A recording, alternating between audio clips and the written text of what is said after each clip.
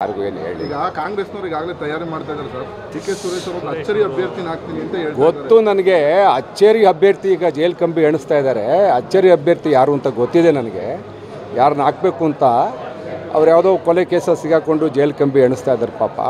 ಅಚ್ಚೇರಿ ಅಭ್ಯರ್ಥಿನೇ ಬರಲಿ, ಇನ್ಯಾರಾದರೂ ಬರಲಿ, ಚುನಾವಣೆಗೆ ಎರಡು ಪಕ್ಷದವರು ಸಿದ್ಧವಾಗಿದ್ದೀವಿ, ಚುನಾವಣೆ ಮಾಡ್ತೀವಿ. ಯಾರಿಗೂ ಏನು ಹೇಳಿ. ಈಗ ಕಾಂಗ್ರೆಸ್ನವರು ಈಗಾಗಲೇ ತಯಾರಿ ಮಾಡ್ತಾ ಇದ್ದಾರೆ ಸರ್. ಡಿ.ಕೆ. ಸುರೇಶ್ ಅವರು ಅಚ್ಚರಿ ಅಭ್ಯರ್ಥಿನ ಹಾಕ್ತೀನಿ ಅಂತ ಹೇಳ್ತಾರೆ. ಗೊತ್ತು ನನಗೆ. ಅಚ್ಚೇರಿ ಅಭ್ಯರ್ಥಿ ಈಗ ಜೈಲ್ ಕಂಬಿ ಎಣಿಸ್ತಾ ಇದ್ದಾರೆ. ಅಚ್ಚೇರಿ ಅಭ್ಯರ್ಥಿ ಯಾರು ಅಂತ ಗೊತ್ತಿದೆ ನನಗೆ. ಯಾರನ್ನ ಹಾಕಬೇಕು ಅಂತ ಅವ್ರು ಯಾವುದೋ ಕೊಲೆ ಕೇಸ ಸಿಗಾಕೊಂಡು ಜೈಲ್ ಕಂಬಿ ಎಣಿಸ್ತಾ ಇದ್ದಾರೆ ಪಾಪ. ಅಚ್ಚೇರಿ ಅಭ್ಯರ್ಥಿನೇ ಬರಲಿ, ಇನ್ಯಾರಾದರೂ ಬರಲಿ, ಚುನಾವಣೆಗೆ ಎರಡು ಪಕ್ಷದವರು ಸಿದ್ಧವಾಗಿದ್ದೀವಿ, ಚುನಾವಣೆ ಮಾಡ್ತೀವಿ. ಯಾರಿಗೂ ಏನು ಹೇಳಿ. ಈಗ ಕಾಂಗ್ರೆಸ್ನವರು ಈಗಾಗಲೇ ತಯಾರಿ ಮಾಡ್ತಾ ಇದ್ದಾರೆ ಸರ್. ಡಿ.ಕೆ. ಸುರೇಶ್ ಅವರು ಅಚ್ಚರಿ ಅಭ್ಯರ್ಥಿನ ಹಾಕ್ತೀನಿ ಅಂತ ಹೇಳ್ತಾರೆ. ಗೊತ್ತು ನನಗೆ. ಅಚ್ಚೇರಿ ಅಭ್ಯರ್ಥಿ ಈಗ ಜೈಲ್ ಕಂಬಿ ಎಣಿಸ್ತಾ ಇದ್ದಾರೆ. ಅಚ್ಚೇರಿ ಅಭ್ಯರ್ಥಿ ಯಾರು ಅಂತ ಗೊತ್ತಿದೆ ನನಗೆ. ಯಾರನ್ನ ಹಾಕಬೇಕು ಅಂತ ಅವ್ರು ಯಾವುದೋ ಕೊಲೆ ಕೇಸ ಸಿಗಾಕೊಂಡು ಜೈಲ್ ಕಂಬಿ ಎಣಿಸ್ತಾ ಇದ್ದಾರೆ ಪಾಪ. ಅಚ್ಚೇರಿ ಅಭ್ಯರ್ಥಿನೇ ಬರಲಿ, ಇನ್ಯಾರಾದರೂ ಬರಲಿ, ಚುನಾವಣೆಗೆ ಎರಡು ಪಕ್ಷದವರು ಸಿದ್ಧವಾಗಿದ್ದೀವಿ, ಚುನಾವಣೆ ಮಾಡ್ತೀವಿ.